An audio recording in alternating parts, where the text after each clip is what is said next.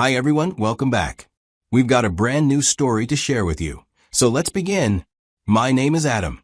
Sometimes, the end of a marriage doesn't come with shouting or big fights. Sometimes it ends quietly. I'd been married to Margaret for 4 years when it all fell apart. For years of love, plans, and dreams, all of it suddenly felt fake. I had thought we were building something substantial, something lasting. But apparently, it hadn't meant as much to Margaret as it did to me. Whatever thrill or attention she found with that man at work was enough for her to risk everything we'd built. Margaret and I had met when I was 27 and she was 24. We met at a mutual friend's birthday party downtown. I remember how we talked for hours that night about music, our jobs, even childhood stories. It felt like we had known each other for years. We exchanged numbers before we left the event and started dating a few months later. The chemistry was strong, and things moved quickly. About 2 years later, we rented a 2-bedroom apartment in South Austin. We split the bills, shared the chores, and built a simple, steady life together. We both worked long hours, but made time for each other. Weekends were for grocery runs, brunches, and lazy Netflix nights. After 2.5 years of dating, we got married. It was a small destination wedding in Cabo San Lucas, just family and close friends. The sun, the sea, the promises, it all felt perfect. When we came back to Austin, life went on much the same as before. The only difference was the rings on our fingers and the quiet sense that we'd finally made it official. The first few years of our marriage were full of warmth. We both had busy jobs, but we made a point of coming home and cooking dinner together most nights. On weekends, we'd explore new restaurants around Austin or try food trucks. Sometimes we just stayed home, ordered takeout, and watched movies in our pajamas. We had a good circle of friends, other couples we'd hang out with for dinners or small get-togethers. Life felt balanced, comfortable, stable, and full of promise. During this time of our marriage, Margaret and I fit well together.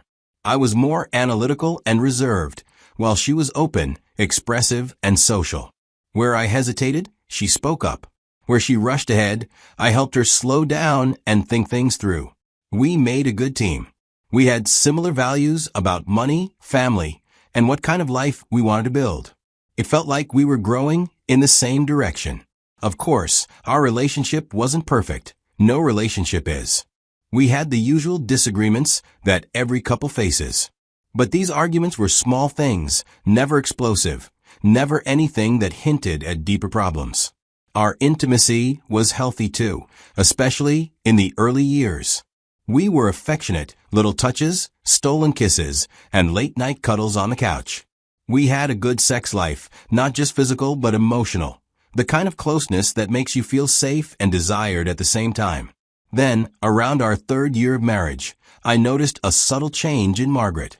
At first, it was easy to ignore, but the changes kept growing. She became less affectionate. The casual touches that used to come naturally became infrequent. It was like a habit she was trying to remember rather than the gestures she wanted to make. She also seemed distracted when we talked, often scrolling through her phone during conversations, responding with half-listening mm-hms. Sometimes she'd forget things I had told her only a day before.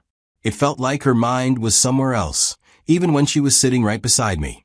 When I asked about her day, her answers grew vague. She used to tell me everything, but gradually, her responses became short and empty. It felt like she was building a wall, separating her work life from me, from us. Emotionally, she was withdrawing too.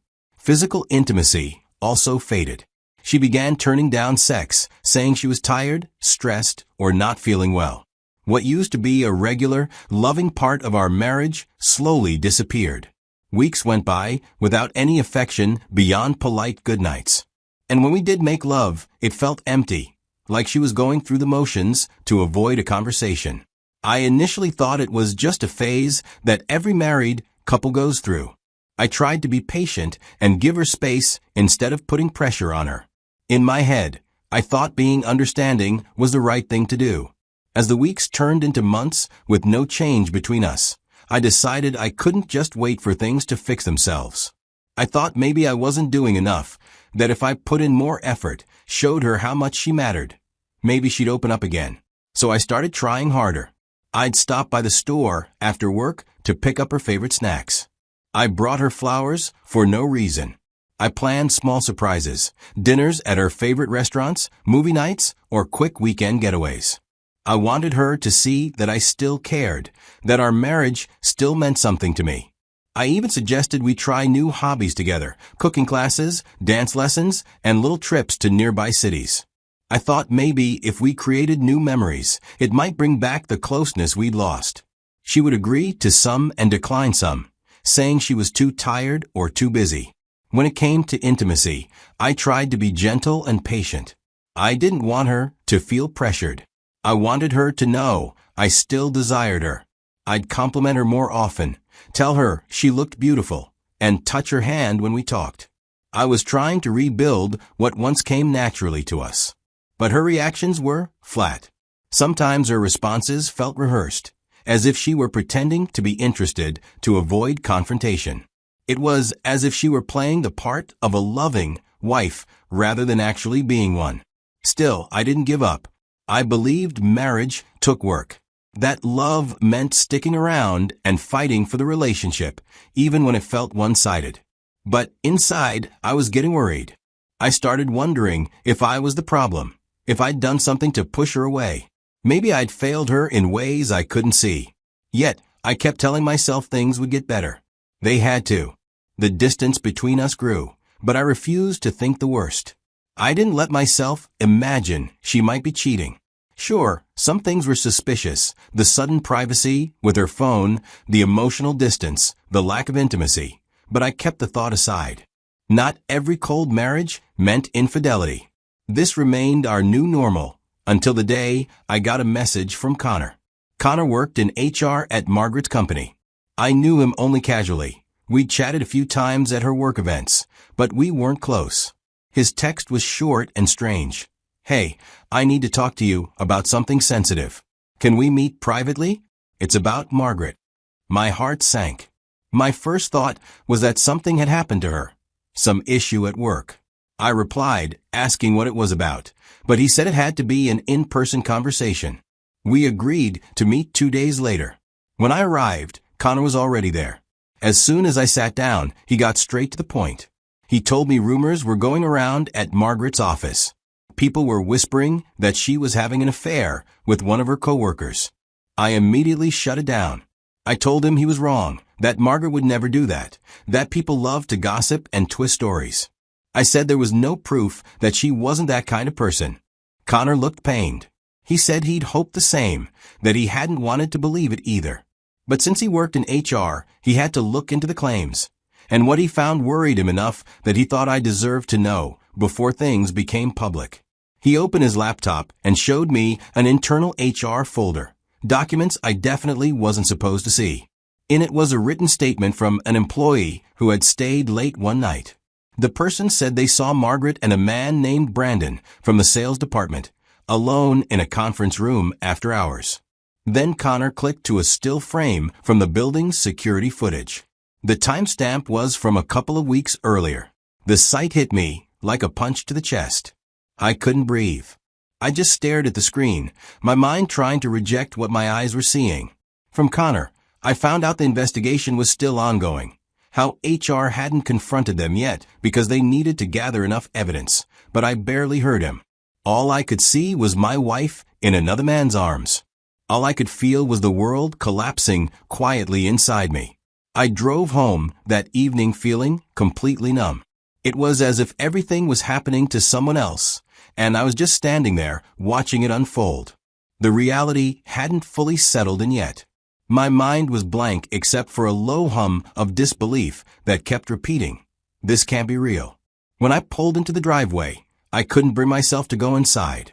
I just sat there in the car with the engine off. I must have sat there for 20 minutes, maybe longer. Every part of me resisted walking through that front door, knowing what I now knew. Eventually, I forced myself out of the car. The air felt colder than usual. Inside, the house was quiet. Margaret wasn't home yet. Probably still at work, or maybe with Brandon. The thought made my stomach turn. I went to our bedroom and sat on the edge of the bed. That was the moment something inside me broke. All the distance I had felt from her over the past few months suddenly made sense. It wasn't stress, it wasn't work, it was someone else taking my place. Margaret came home around 8. I heard her keys in the door. I couldn't bring myself to walk out and look at her. Not yet. She eventually appeared in the doorway of our room, and we said a quiet hello to each other. That night, I couldn't sleep beside her. The idea of lying that close to her, breathing the same air, was unbearable. I took a pillow and blanket to the couch. By morning, the numbness had hardened into something colder. Every memory of us together now felt twisted, tainted by what I knew. I'd been living in a lie. I didn't feel angry anymore. Just done. I lost all desire to fix things, all respect for her, all hope that our marriage could ever be saved. The emotional connection I'd been holding onto, even through all the distance, was gone in an instant. After that, I stopped trying. No more hugs when she walked by. No more small talk. No more asking about her day or pretending to care about anything. I started cooking for myself, eating alone, washing my own dishes, leaving hers untouched. I stopped checking in, stopped making plans, stopped doing anything that made us feel like a couple. I became a ghost in my own house. When she spoke, I replied with one-word answers. Fine. Sure. Whatever. Nothing more. I started leaving for work earlier than I needed to. Sometimes I'd just sit in my car, drive around, or stop at a cafe to kill time before heading to the office. I came home late, too, after she'd eaten, just to avoid sitting across from her. Even looking at her was painful. Meeting her eyes meant acknowledging that she was no longer my wife, as she once was. It was easier not to look all. For days after Connor showed me the evidence, I contacted a divorce lawyer. I booked a consultation, went over the details, and began the legal process of ending my marriage. I filed the papers quietly, without telling Margaret. I wanted everything ready before she even knew what was coming. I wanted to be far along in the process before she realized I was leaving her for good. I started looking for apartments even before the divorce process began. Every corner of our house felt heavy now, tainted, like the air itself carried the memory of betrayal. It was like living inside a crime scene where my marriage had been murdered.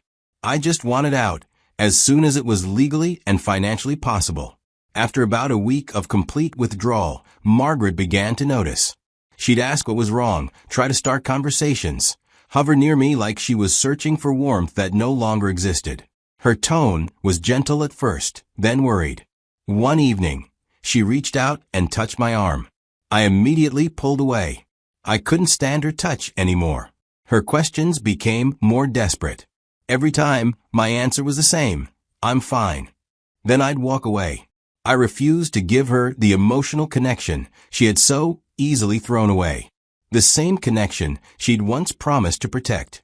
I stopped looking at her when she spoke. If she came into a room, I left. If she tried to talk, I'd put on my headphones and tune her out completely. After a few nights, I moved to the couch permanently and never went back to our bed. I didn't pretend it was temporary. It became my new space, my quiet island of distance. Soon, we were like strangers living under the same roof. My silence hurt her more than any shouting ever could. I could see it in the way she looked at me, her confusion, her guilt, her growing fear. But I felt nothing. No pity. She had created this. By the third week of living like that, I knew it was time to finish what I'd started. That evening, she was sitting on the couch watching TV when I walked in. I placed the divorce papers on the coffee table in front of her. My voice was calm, almost quiet. Sign when you're ready, I said, or get your own lawyer. Then I turned and walked to the bedroom to keep packing my things. Behind me, I heard her sharp breath, the sound of papers being lifted and unfolded. Then silence as she read what I had filed. A few seconds later, her voice came. Adam, what is this? I didn't answer. I didn't even look back. I just kept folding my clothes. She followed me to the doorway, clutching the documents in her hand. Why are you doing this? What happened? Talk to me. For the first time in weeks, I looked her straight in the eyes. Without any emotion, I responded, "There's nothing to talk about," I said. "Just sign the papers or get a lawyer. Your choice." She looked shattered. "I knew something was wrong," she whispered. "You've been so distant for weeks. Is that what this is about?" I said nothing. She kept begging for an answer, for any clue as to what had changed. Finally, her voice cracked as she asked, "Why don't you want me anymore?" I paused, looked at her, and said quietly, "Because you gave away what was mine." She froze. The recognition in her eyes told me she understood exactly what I meant. She tried to lie, but her voice faltered, and the panic in her eyes said everything she didn't. I went back to doing what I was doing, refusing to say another word. I was done with the conversation, done with her excuses, her denials, and all the emotional manipulation. Margaret slid down against the doorframe, her whole body shaking as she cried. I could see the guilt and fear crash over her all at once, like reality had finally hit her. Over the next few days, she tried everything she could think of. She apologized over and over, even though I never said exactly what I knew. She begged me to let her explain, swearing it had been a mistake, that she still loved me and wanted our marriage. I wanted no part of it. Every time she entered a room, I left. If she tried to talk, I put in my headphones and ignored her. When she cornered me, I walked right out of the house. When she realized I wouldn't talk in person, she started sending long text messages, paragraph after paragraph. Each one was filled with apologies, promises, and emotional pleas. She said she couldn't sleep, that she would do anything to fix things, that I was her whole life. I didn't reply to a single message. I forwarded them to my attorney to keep everything documented. Margaret then tried another route, mutual friends. She reached out to them, hoping they could convince me to talk to her or agree to counseling before going through with the divorce. I stayed calm, polite, and firm. I told them my decision was final, and that I'd appreciate it if they respected my boundaries. 2 weeks after she was served with the divorce papers, I moved out while she was at work. I found a small one-bedroom apartment across town, packed my things, and by the time she came home, I was gone entirely, not a trace left behind. From that day forward, the only communication between us went through our attorneys. I blocked her number, her email, and any other way she could reach me. I made it clear that all contact must go through legal channels only. About 12 weeks later, in the middle of the divorce process, Margaret's company finished their internal investigation. They called her and her coworker, Brandon, in for formal meetings. The HR department laid out all the evidence, witness statements, security footage, message logs, and a full timeline of their affair. Both were fired for violating company policy on workplace relationships and for inappropriate conduct. The documentation was thorough, leaving no room for denial. Margaret's career fell apart when news spread fast. Everyone knew she'd been fired over an office affair, and that kind of reputation was impossible to shake.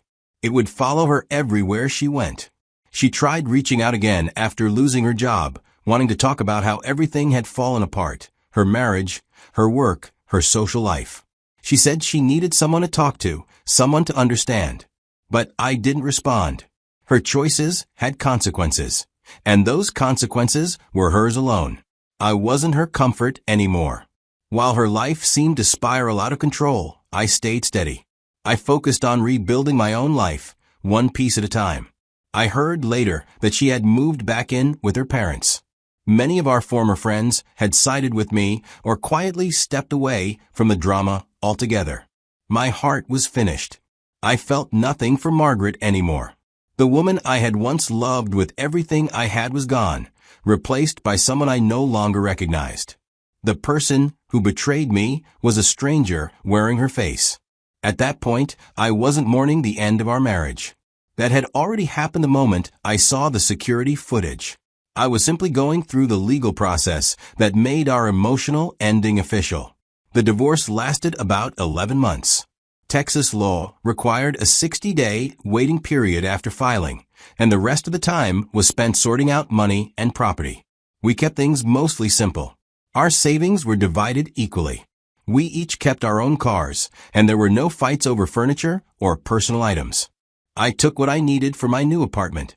She kept the rest. We sold the house and split the security deposit after moving out. It was all business, no emotion left to argue over. The divorce was finalized on a Tuesday afternoon. Both of our lawyers were there. Margaret and I sat in the same room for the first time in months. The air was heavy but silent. We signed the final papers without saying a word to each other. As we stood to leave, she turned to me. Her eyes were filled with tears, her voice trembling as she tried to speak. I met her gaze briefly and said only, "Take care of yourself, Margaret." Then I walked out of that conference room, and out of her life, for good. Looking back now, since the divorce was finalized, I see things much more clearly. I've learned that emotional distance can sometimes be the only healthy response to betrayal. Anger and confrontation might feel satisfying in the moment, but silence can say more. By staying calm and walking away, I showed her exactly how deeply she had lost me. I've learned that infidelity destroys trust in a way that can never truly be repaired. Margaret's affair didn't just hurt me. It erased the foundation of everything we had built.